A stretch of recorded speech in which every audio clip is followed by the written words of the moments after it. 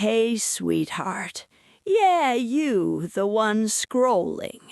Slow down a second and sit with Grandma. I'm not here to judge you.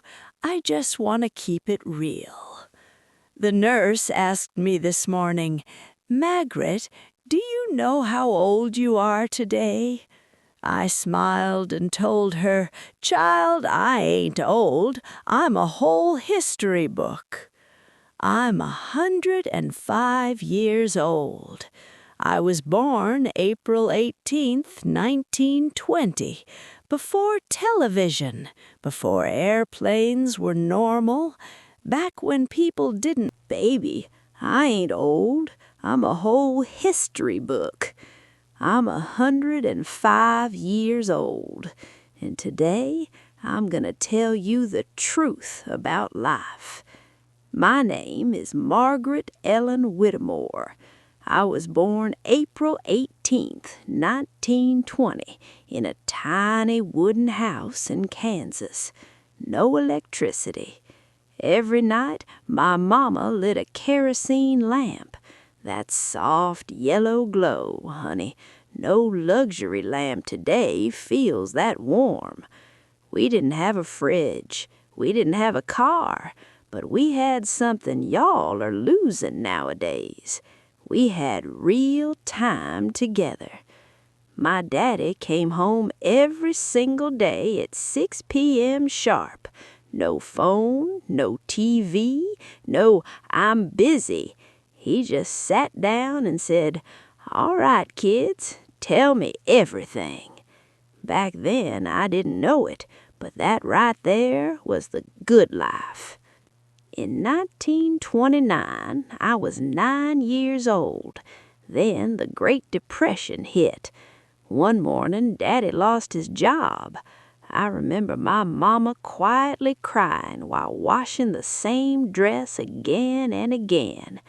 We ate bread and potatoes for weeks straight. One night I asked, Daddy, are we poor now? He smiled and said, No, Maggie, poor ain't about money. Poor is when a family stops loving each other. That sentence stuck with me my whole life. Lesson number 1.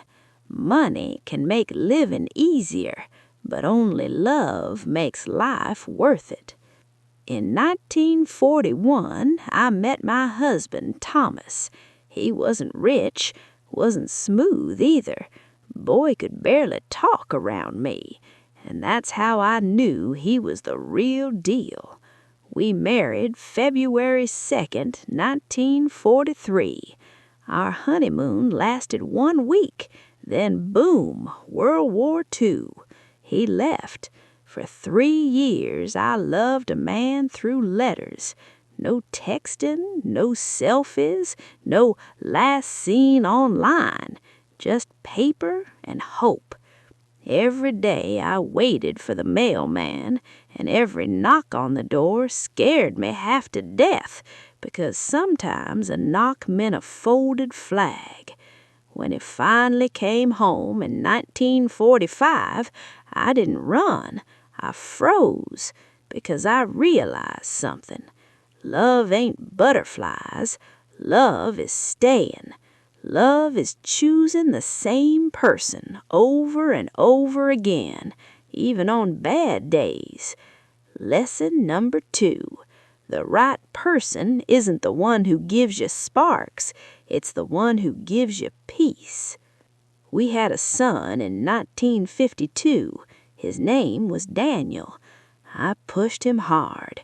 Study more. Work harder. Don't be lazy. I thought I was helping him. Truth is, I was rushing him. In 1976, he moved away for work. I hugged him quick because dinner was on the stove. That was the last time I saw my baby alive.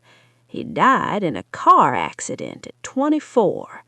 For 50 years, I've replayed that goodbye. I don't remember what I cooked that night, but I remember I didn't hold him long enough. Lesson number 3. there will be more work. There will not be more time with people you love.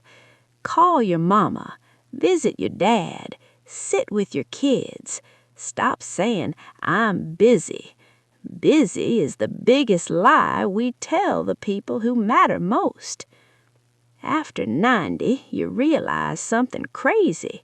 Nobody was watching you. Nobody cared about your embarrassing moments. Everybody was just worried about their own mess. All those sleepless nights, all that anxiety, for nothing. Lesson number 4. You wasted years stressing over opinions from people who weren't even thinking about you. Wear the outfit, take the trip, start over if you need to, and forgive quicker, honey. Pride steals more happiness than failure ever will. Time ain't slow, you just don't notice it. Now every morning I sit by my window and watch the sunrise. At 20, I chased happiness. At 40, I postponed happiness. At 60, I worried about losing it. At 105, I finally get it. Happiness was never big things. It was simple stuff. A warm meal, someone calling your name, a person waiting for you at home. If I could do life again, I wouldn't try to be impressive. I'd try to be present. So here's Grandma's final advice. Take pictures, but live the moment first. Work hard, but not harder than your relationships. And never go to sleep mad at someone you love, because one day you'll blink and you'll be my age, and your most precious memories won't be achievements. They'll be ordinary days you almost ignored. All right, sweetheart, take care of your life, okay? And don't wait 105 years to understand what actually matters.